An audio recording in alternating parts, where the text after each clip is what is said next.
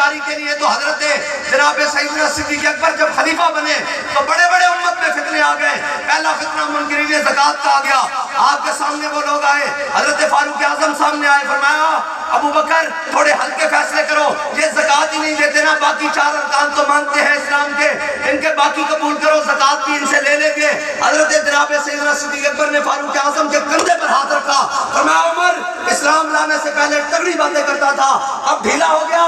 فرمایا حضور کے زمانے میں زکوٰۃ کے لیے جو اونٹ لاتا تھا, صدیق کے زمانے میں اونٹ لائے اور گھٹنا باندھنے کے لیے رسی نہ لائے, صدیق تو اس کا بھی مقابلہ کرے گا, اس کی گردن اتار کے رکھ دے گا.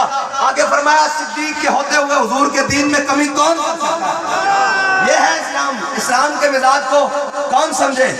اور اسلام کو تو جناب غریب الوطن نہیں دے دیے, اسلام کو تو غریب الوطن بنا دیا ہے. اسلام کی بات کرو اوپر سے لے کر نیچے تک, اشرافیہ ہو, اسٹیبلشمنٹ